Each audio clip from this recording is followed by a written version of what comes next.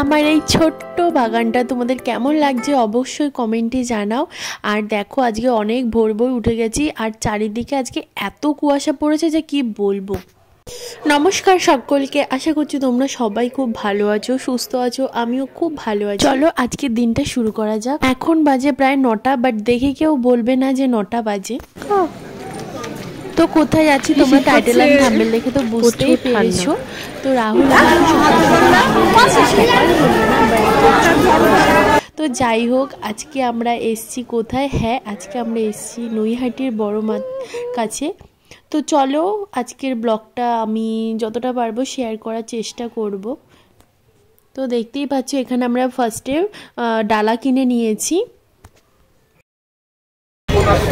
4 মাস পর।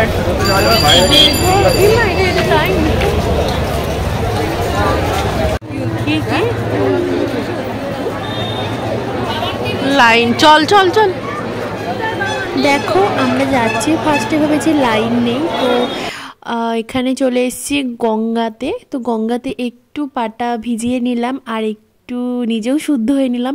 আর এখানে না খুব সুন্দর বড় মায়ের মানে ছবি পাওয়া যাচ্ছিলো, তো এখান থেকে কিছু ছবিও কিনে নিলাম। মন্দিরা দিয়েও ওর বাড়ির জন্য কিনে নিলাম, প্লাস আমিও আমার জন্য কিনে নিলাম।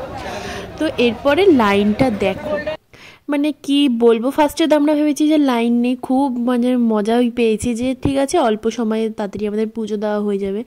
বাট তোমরা যারা পারুলিয়া থেকে পূর্বস্থলী চেনো, তো পুরো পারুলিয়া থেকে পূর্বস্থলী ছাড়িয়ে এতটা লাইন। আমি তো টাইম ল্যাপসে নিয়েছি, তাই তোমরা এতটা মানে কি বলবো, তাও তো আমি অনেকটা দূরও অবধি যাইনি। আমি তো হাঁটছি, লাইন তো আর শেষ হওয়ার বালাই নেই। তো যাই হোক, কিছু করার নেই, এত লাইনে দাঁড়িয়ে আমাদের পুজো দেওয়াটা সম্ভব ছিল না, যেহেতু আমরা মেয়ে দুজনাই গেছি, প্লাস আমাদের বাড়ি আসারও একটা ব্যাপার ছিল। তো তোমরা শুধু লাইনটা দেখো।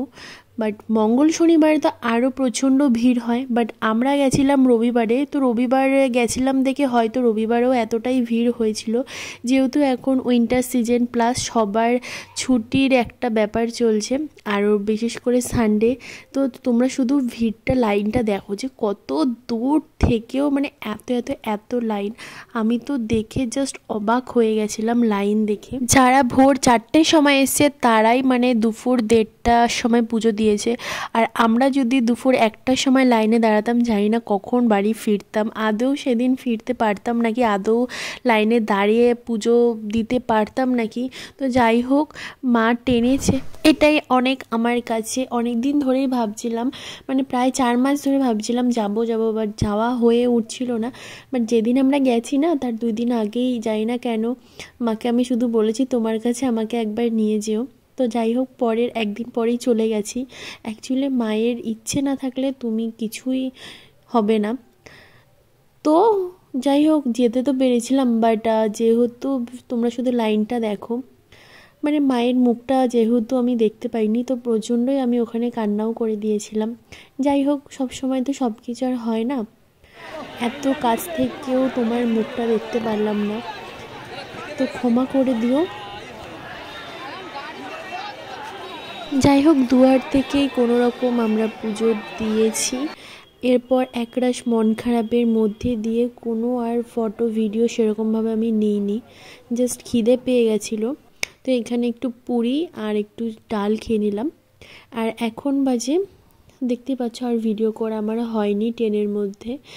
আর যেহেতু অনেক ভোরেই আজকে উঠেছি, অনেক দিন পর ভোরবেলা উঠলাম, তাই শরীরটাও আমার খুবই খারাপ লাগছিল। এরপর সারাদিন যেহেতু ভাত খাইনি, বাড়িতে এসেছি। এরপর বাড়িতে এসে মাকে প্রসাদ দিয়ে এরপর মা আমাকে ভাত বেড়ে দিয়েছে। এখন বাজে প্রায় 7:30। আমার অপমান করলা, বাগদির বাচ্চা কি সব বানাচ্ছে দেখি, তাকায় অপমান। এখানে পিঠে বানাচ্ছিল, দেখো কতটা পাটিসাপটা বানিয়েছে। আর আমার বাবার কাণ্ড দেখো, সোফায় বসে বসে ফোন ঘাটছে। তো আমি একটু বাবাকেও তুলে নিলাম। মা না টানলে কিছুই সম্ভব না, সেটা আমি আরও একবার বুঝলাম। তো যাই হোক, সবাই কমেন্টে লিখে যেও জয় বড় মা, ধর্ম হোক যার যার, বড় মা সবার। তো আজকের মতন ব্লগটা ভালো থেকো।